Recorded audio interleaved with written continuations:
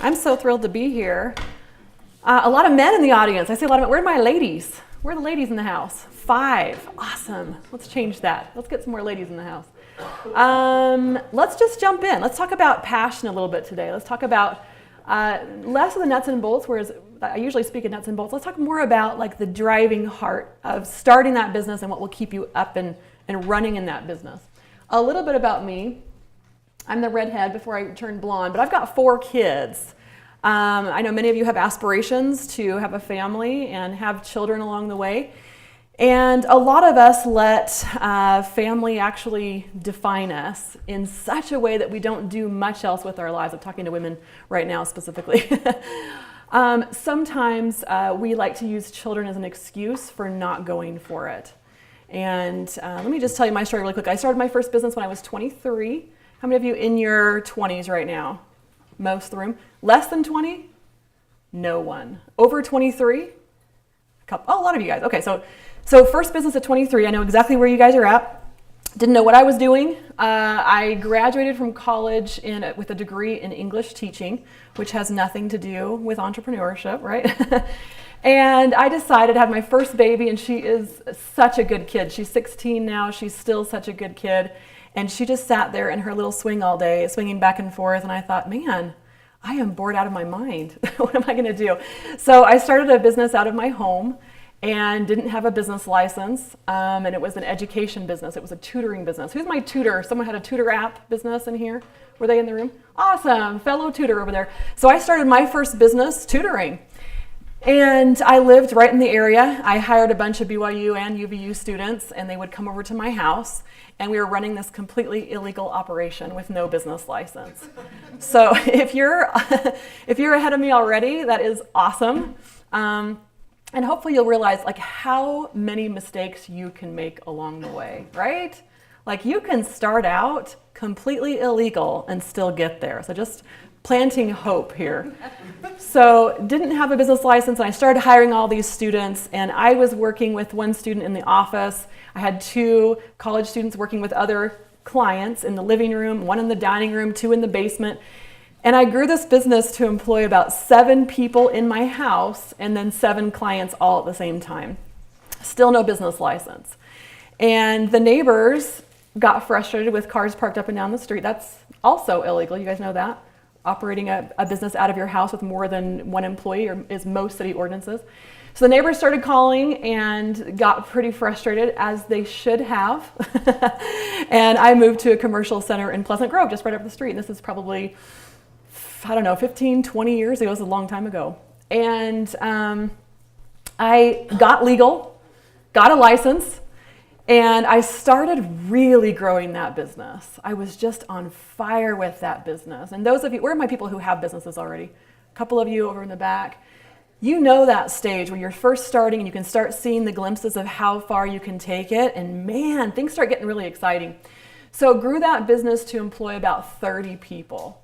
And I wanted to have like this big grassroots movement of changing education in the country. I wanted to be in every state and every school system helping these students succeed. So a big dream, could definitely feel the passion, right? And then, because you guys know it never just goes up, right? It always goes like this. So I had an issue that I hadn't worked with, and it was like a personal issue, and it was I didn't quite believe in myself as far as like I had young babies at the time, and I thought, if I go for it in business, I will fail as a mother. And I had this belief, and this belief runs rampant in our society. Whether you live in Utah, outside of Utah, it doesn't matter. For men and women, we are often told if you're successful in business, you will fail in family. And so we're breathing this belief in day after day. And unless you address that belief or any other belief that's planted there, what happens is that will rear its ugly head and oftentimes will stop you. So this is what it looked like for me. One of my friends came over to my house one day, sat me down in my living room. It was probably my late 20s at this point. And she said, "Kim, you're out of alignment." And then she went on to give me the phrase that changed the trajectory of how I was doing business. She said, "Kim, mothers can't do big things. And all of a sudden we were back in 1953. And unfortunately, because I had that belief that was unchecked in me, I thought, maybe she's right. Maybe she's right. Now, your belief that you might face along the way might not be mothers can't do big things, especially if you're a guy. Your belief along the way might be, I can't make more money than my father. I can't make more money than X, or else it will corrupt me. Money will ruin me. Money will change me. I will become egotistical. You name it, but you'll meet those beliefs as you grow in your business. And so I let that belief go unchecked, and unfortunately, I let it hold myself back. I let it hold me back, I should say. And so for the next 7 years in business, my language changed. All of a sudden, it went from, I am on fire with this business. I'm going to have this grassroots movement to change education in the country. It went from that to, this is just a hobby business for me. Have you guys ever heard that? Have you said that? Oh, I just have this hobby business on the side, right? And it's almost like we discount it, we downplay it because we're too afraid to say, this is what I really want to do. This is what I really want to do. So for me, I held myself back for all those years, put a little fence around myself and said, I play in business, but I only play it right here. And when I hit right there, that's where I stop. And for me, that was my county. Previous to that conversation, I was planning on opening our second chapter of the business in Idaho, because everyone knows Idaho is like huge, thriving market, right? Are you from Idaho? I was like, yeah, Boise, man. I hit the big time in Boise. So my definitions of growing have changed for sure along the years as well. But I was like so excited to grow, and all of a sudden I told myself, nope, I'm going to play safe in business. I'm going to play till right here. And so my big message for you today is, do not play it safe. You cannot be an entrepreneur and be successful and play it safe all at the same time. So I went on from there. I finally went to a training group, got help, got support, gave myself permission to go for it, opened business after business after business, sold 3 businesses in 2009, 2010, started what's now Entrepreneur Simplified in 2010, and we host about 150 live events a year. We have 4 event centers, 2 here in Provo, 2 in Phoenix, and we're growing like wildfire. And we simply found a niche in the market that has not been served, and then we drove heavy, heavy passion into it. And I can't even emphasize that enough. You have to have that committed piece. You wake up in the morning and you're like, yes, I can't wait to. And if you say your business product or service or mission there, you know you're on the right path. So I had a book that came out a couple years ago, hit #1 bestseller, have been featured on CNN, Fox Business News, Forbes, yada, yada. And everyone thinks, ooh, that's when you know you've made it in business, right? Like, that's the fun, that's the fun part of business. And it really is not, as crazy as it sounds. The real joy and the real reward of growing your business actually has very little to do with accolades and achievements, and actually very little to do with money as well. You chase money for a while and then you realize, even if I had a yacht in the Caribbean, that doesn't bring happiness. And you hear that, right? Everyone hears that. And sometimes you have to go chasing that for a while and achieve it a little bit before you realize, yep, all those quotes are true, that money is not happiness, right? So what do we do this for? What do we drive for? What do we sacrifice a good portion of our life's energy for? If it's not money, then what is it?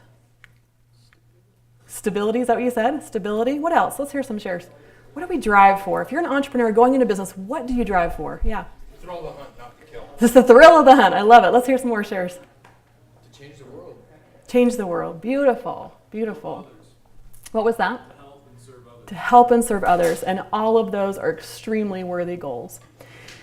The biggest joy that I get from business is honestly being in this space where I feel like every day I wake up and I am used to my potential. Like all my gifts are as developed as I can get them, and I'm constantly working to develop more so that I can, who said serve others, so that I can serve others. And as cheesy as it sounds, like that is the joy. When your product or your service or your business is having impact on the lives of others, that is what you drive for. That makes it all worth it. So that's a fuzzy slide. Right now, I want you to think which areas of your life you are in the safety zone. Safety zone for me looks like ignoring what's right here and doing what society has told you should or do or be. Your parents have told you what you should do or be. Your spouse has told you what you should do or be. And kind of shaking those off a little bit and saying, what does right here tell me I should do or be?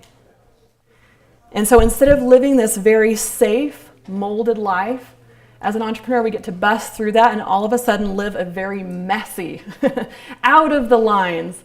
Things are not all in order. Cash flow is not always pretty. Things are not always perfectly systematized. Sometimes it's a big, beautiful, hot mess. And making the life commitment to be an entrepreneur, your life space will probably look like this quite a bit. You may have seen this before. Your comfort zone right here, and then where the magic happens is obviously outside of that comfort zone. And that's where we get this, right? When you move outside of your comfort zone, all of a sudden you're doing things that you are not currently good at. Tell me something that you're not currently good at in business. Accounting, good. What else? Time management. Keep going. What do you suck at? Let's hear it. Marketing. Way to own it. What else? Spelling. Awesome. What else? What are you really not good at? Participating in class. Yes. Yeah, go ahead. Patience. Good. All those skills. This is what's so fun about business. You can only get to a certain point when all of a sudden you have to realize, oh my goodness, this skill needs to get worked on before I can go to the next level. You start bringing on more and more employees. Oh, okay, now this skill gets to be worked on now. So your life gets to look like this a lot as an entrepreneur. So here's the mold. First of all, you are born. Then you go to school. That's you guys right now. Then you get a job. Then you get married. In Utah, those are reversed. Maybe even get married is right here. You have kids, you have grandkids, and then you die. Yes. So if we say, okay, this is the mold that I live my life in, you can feel like the restrictions on that, right? If you're going to live an entrepreneurial life, please recognize that like this line is going to go all over the place. It's going to be a hot mess of a line, and that's where it needs to be, living as entrepreneurs. So we get to break the mold of I do exactly what's expected of me, next step. Oh, and then what does society or my parents or my teachers or professors tell me to do next? That's what I do next. Now, I'm not saying throw off guidance from people who have been there before. I'm not saying that at all. But I am saying listen right here. And that takes some guts. It takes some courage. And it takes some hard conversations sometimes as well. So where do you feel called to play? I love that phrase, called. It's used across all religions, or many religions anyway, and it's a calling, a thing that you feel right here. I am called to do this. Where do you feel called to play? How many of you feel called to business? Like that is just something that is just in your soul. How many? Let's see your hands. About maybe all of you. 75% of you? Yeah, I felt very called to business. We all have different places we're called to play. I ran across this quote years ago. Have you guys heard this quote before? This is the Dalai Lama. The world will be saved by the Western woman. How many of you have heard this before? Wow, no one. Okay, this is a good quote. Sorry. Welcome to the quote.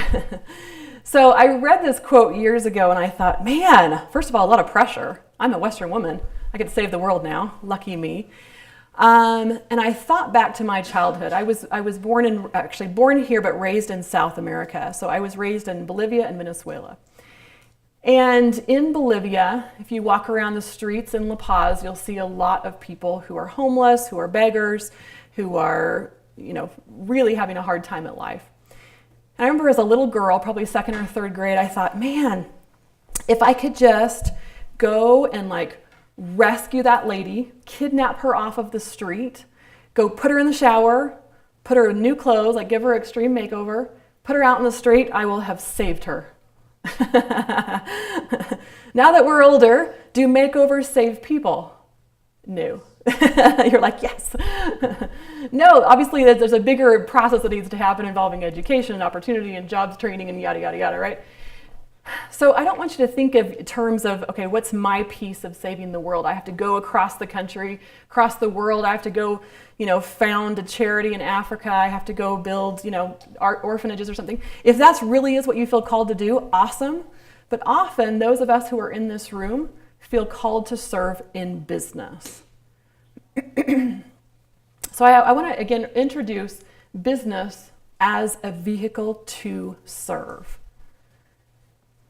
That our business, our product, or our service get to improve our corner of the world. That our products and services get to improve our clients' lives, our customers' lives, as well as our employees' lives. So all of a sudden, it's not about how can I get more money, nothing wrong with money, but it changes the game from how do I get to how do I serve. How do I serve? 3 steps, start playing big in business. Number 1, recognize that need for safety is a symptom of fear. If I were to give you guys a continuum, line a continuum, over here is playing it safe, over here are very risk prone. Where would you put yourselves? So think about this. This is playing safe, this is risk prone. How many of you would be over here and playing safe? Hands raised. Awesome. How many of you would be somewhere in the middle? Most of the room. How many of you are here in kind of risk prone? There you are. Hello, friends. Here's my version of the continuum. Here's pansy over here, and here is total moron over here. So total moron is I went to Vegas and I put $10,000 on red, since that is a smart strategy, right? What's pansy? Tell me what pansy is in the business world. What's a behavior that would mark you as pansy in my definition? 40, 40, 40. Okay. 40 years, 40 grand a year, 40 hours a week. And there's the mold right there. There's the mold. There's the safety. There's I'm just going to do what I'm supposed to do and then I'll die. Yes. Study came out a couple years ago. I think this study was in The One Thing. If you read that book, it's out now. Study was they took hundreds of college students. This was a 20-year study. And they polled this college students and they pretty much asked them one of 2 questions. Do you want to go for it now, follow the passion now? Or do you want to do what is fiscally responsible? And I apologize to the bankers in the room for saying this. Do you want to do what will bring in safety and money first and then follow your passion after that? Got that? So there's those 2 answers. 90% said, I want to follow a steady career path first. 10% said, I'm going for the big dream now. 20 years go by, 20-year study. They're now in their 40s. They re-poll them. They say, how much is your net worth? 90% of the millionaires were in which category? They were in the 10%. Isn't that crazy?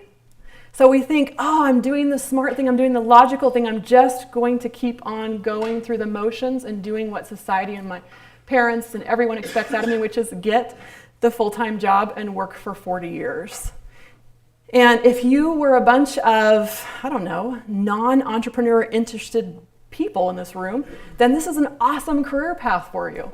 But if you're in this room, you're probably in this room for a reason. You probably feel something right here that says, maybe I'm not like the 90%.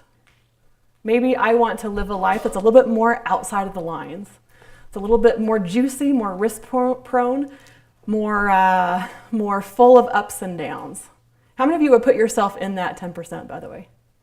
Scary poll, right? Everyone's like, oh, what am I committing to? Let's see those hands again. Let's see them. Are you the 10%? And notice it's probably about 20% of you who are the 10%. Cool things. All right, so here's my pansy and moron. I don't want you on either side, obviously. This is where the entrepreneur hangs out right here. We're not going to Vegas and putting it all on red. but we're also pretty risk prone. We're not very risk adverse. If you are over here, like in all seriousness, not being facetious at all, not being sarcastic, get a job. Business will require too much out of you to just to say, you're going to be successful if you never take any risks. It's going to be very, very difficult to get ahead in business without taking some significant risks. When you start your first business, you take a risk. What kind of risk do you take? When you start business, what do you invest before you've ever received a dime? What? Time, absolutely. What else? Yourself. Yes, like your heart and your soul, your energy, right? What else? Frustration. Yes, you do. How about cold hard cash? You put money in too, right? You put all of it in before you see anything come out. That, my friends, is right here on the spectrum. Over here, as I put 10,000 on red on Vegas, I don't want you over there. Every once in a while, you'll hear stories of entrepreneurs that made it without ever having failed. They just hit the succeed button and essentially went to Vegas and put it all on red. That's not the path I want you to follow. That's an extremely risky path. I want you to, not go crazy. So step one again was risk tolerance. If you don't have risk tolerance and you want to be an entrepreneur, you get to practice that. How would you practice taking risks? Serious question here. Yeah. Do it without real money, for example. Cool. Do the stock market games where you invest $100,000 and see how you would have done. See how you would have done. What else? Good ideas. What else? How do you practice risk? If you have a family member who's in business, maybe act as if they are going to be your client and say, "Can I pitch you my idea?" Beautiful. Beautiful. There's a book that came out years ago called 4-Hour Workweek. Have you guys read it? Yes. There is a hilarious activity that he has you do before every chapter. He gives you fear challenges. This is a great way to practice your risk tolerance. Here's one of the fear challenges. You walk into a crowded airport. Without saying anything to anyone, you lay on the ground. You stay there for 10 seconds and then stand up and walk away. Can you feel the risk involved there? What is it pushing on? The fear of what? Yeah. The fear of what? What is that pushing on? The fear of? I hear a lot of people talking, but I can't tell what you're saying. Fear of being embarrassed, fear of making a fool out of yourself, fear of judgment. Do you need to go into all of those fears as an entrepreneur? Yes, you do. You will definitely receive judgment from your family, if not your friends. You'll definitely get criticism from others. You'll definitely have judgment from others. You see how that works? About 5 years ago, I made it a very definitive practice of mine that whenever I felt fear, I would move into it instead of back away from it. Usually this looks like speaking up. So if someone in a group says something that needs to be spoken up to, I can feel that little, oh, but I'm scared, I don't want to speak up, right? But to practice this fear piece, I say, nope. If I feel the fear, I get to do it.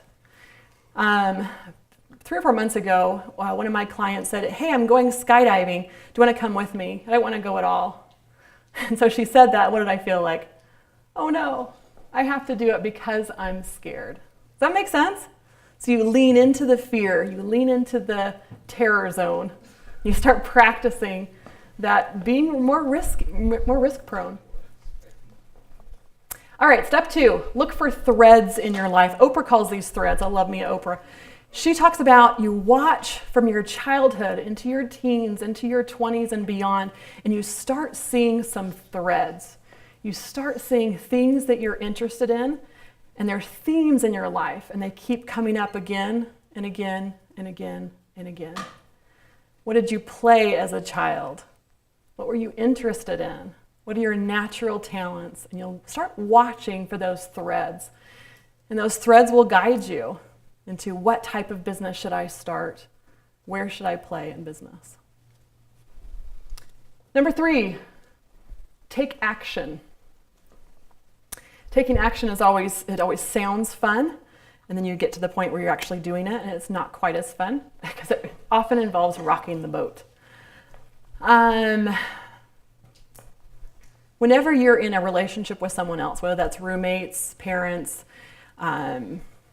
extended family, whatever that is, It's like you're in a boat with them. I think I have a picture of that. It's like we're in a boat. We're in like this boat with them, right? Whoever you're in relationships with. And as soon as I stand up and shift my seat on the boat, what does everyone else have to do as well? We have to rebalance that boat, right? So if you are in a relationship that's barely balanced and I stand up, there's a good chance that boat's going to knock right over. And that's super scary, super scary.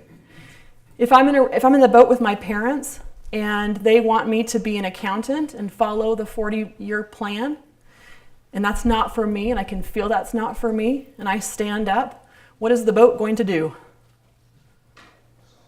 The boat will rock. Yep.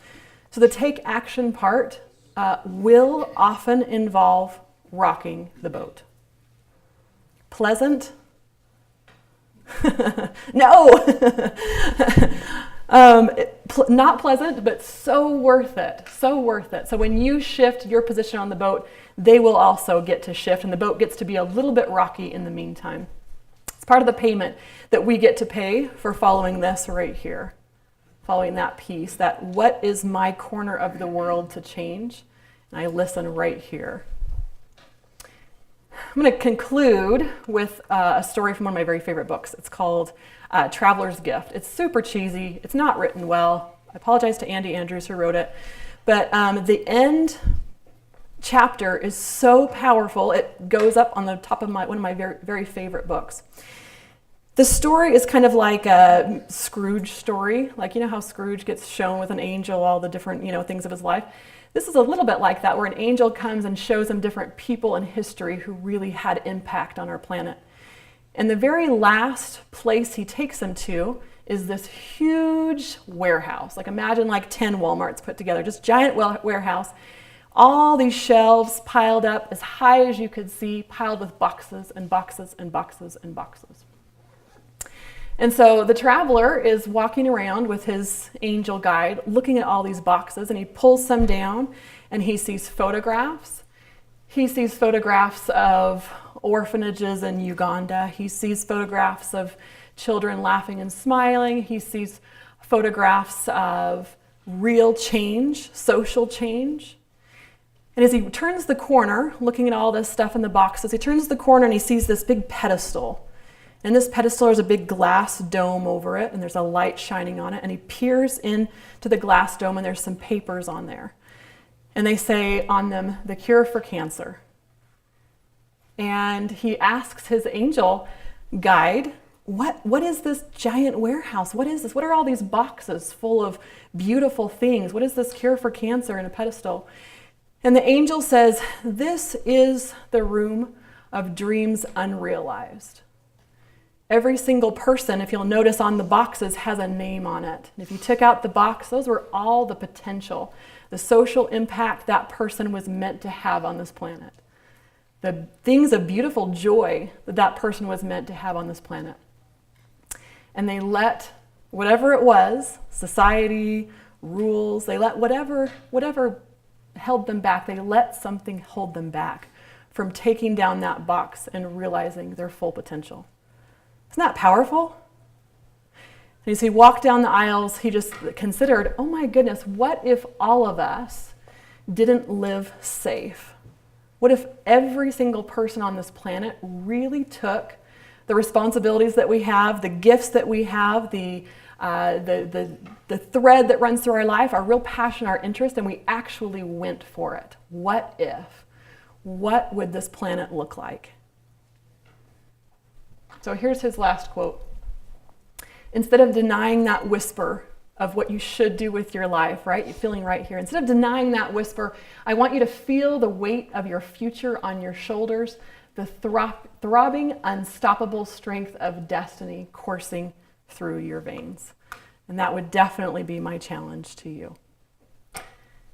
So this is Q&A time, is that right? Q&A, I'd love to take any questions on anything. I'm, believe it or not, a really nuts and bolts trainer. I train systems and operations, that's what we do. So nothing is off the table, anything you want to ask.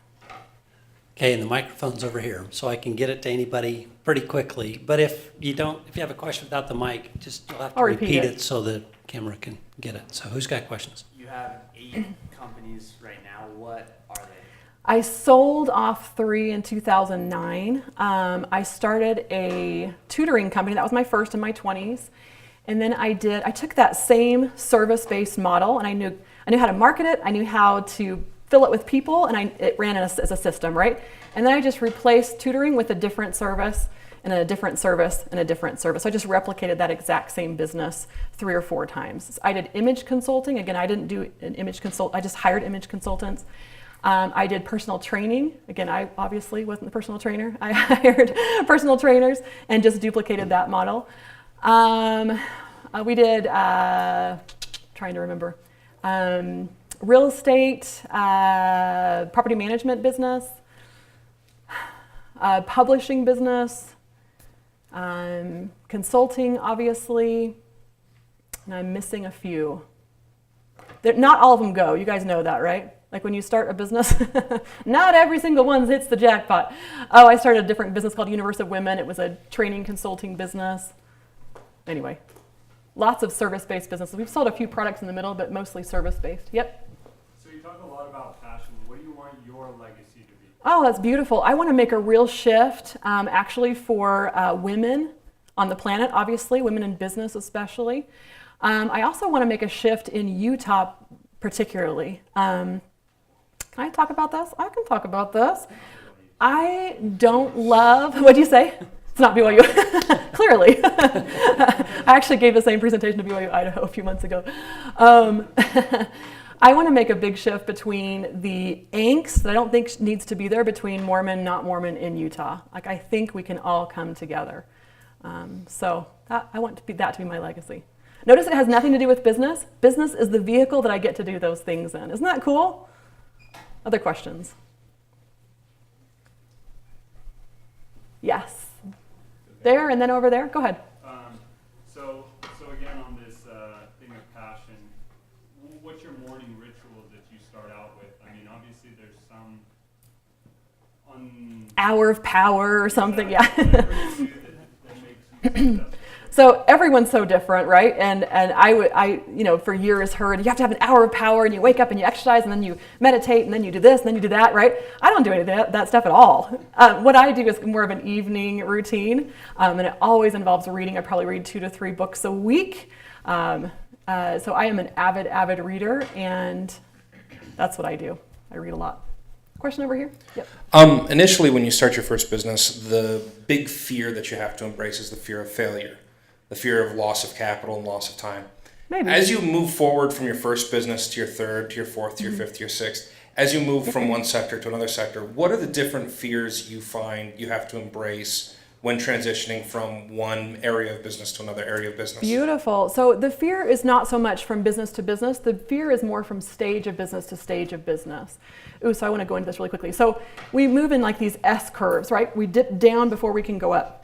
So business will never just be like here and then straight up, right? You dip down and then it goes up. And then you hit about $100,000 and you have to dip down again and then go back up. Then you hit about $300,000, you dip down again.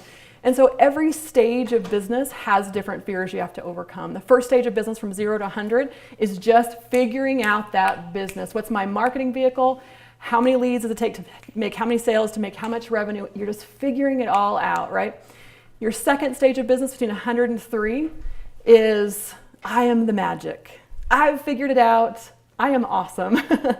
And what's really hard then is to move from 300,000 to 1 million. You have to let go of I am the magic, and everything has to be systematized. Does that make sense? So every stage of business has different fears to overcome, more than business to business to business. Other questions? Kim, I'll ask one. So part of that, usually when students start up new businesses, they'll make some mistakes, whether they're legal mistakes or they bring on team members that are great for them. But when you transition to the higher levels, what are some of the early mistakes that we ought to try to avoid? I guess, Yeah. in that startup process. I've actually done a ton of research on this, and I can tell you top 5 things that will absolutely hold you back from successful to not successful. I won't be able to remember all 5 off the top of my head, but I'll try. Number 1, not having mentors. Super important to have a mentor. A mentor is not someone you go up to and say, hey, will you be my mentor? It's really either a paid relationship or you have nurtured that relationship enough that they are naturally mentoring you, right? Sometimes students like to find faculty members and say, hey, be my mentor, and they're like, oh. So find a mentor that's legit, like a real mentor, not just someone that you're calling a mentor and following around. Number 2, product businesses versus service-based businesses. Products obviously are a lot easier to scale than service-based businesses. If you have a service-based business, find a way to scale it, meaning use other people's time, work in groups instead of one-on-one, or find a product you can sell that teaches that service, if that makes sense to you. Number 3, use other people's money, use an investor, a bank loan, use something to get more capital, more cash. Everyone thinks, oh, this is the smartest plan. I will just take my proceeds and put them back in, right? And that is a brilliant, brilliant plan and super safe, and it's brilliant if you live to age like 300. Most of us don't have 300 years to just take our proceeds and put them back in, right? It's so much faster if we say, okay, I'm going to test the model works, now I'm going to go get more money to put into the business. And it's so hard to break against that because it goes against everything you've learned about consumer finance since you were the age of 3, right? Consumer finance, you say, don't go into debt, don't go into debt. And all of a sudden, as a business owner, we're changing all the rules on you and we're saying, go into debt. Or there's even a different word for it. Get in an investment, right? Make an investment. Let's see, I'm trying to remember the other 2. Have business partners. If you have a business partner, that's double the capital, that's double the skill set, that's double the time. You have a better chance of succeeding with a business partner. And I can't remember number 5.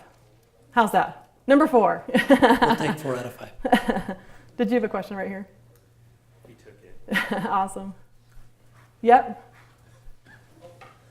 This is where I get my exercise. Yes. So you talked about family life a little bit at the beginning, and then Yeah. how starting businesses consumes most of your time. So how have you been able to juggle family life with starting up all these businesses? That's so interesting that you said that. So I never said business takes up so much of your time, or I don't think I said that anyway. That hasn't been my experience. My experience has been people say, I can't play because I have family, right? And so you can play really small in 10 hours a week. You can play really big in 10 hours a week. You can play small in 60 hours a week. You can play really big in 60 hours a week. So it's more of don't use your precious babies as an excuse to not live your life's dream, right? They don't want that. They don't want that pressure on them either. So as far as time goes, absolutely in startup phase, business will take time. But I think that business takes as much time as you give it. Yeah. So this is just a follow-up on that question. What's an average work week like for you as far as? Great question. I work 9 to 5 every day except for Thursdays, which I take off. Wednesday evenings I do work until probably around 9. Okay, I think Good. we're about there. Let's hear it for Kim. Thanks, you guys. It's been fun. Thank you. Thank you.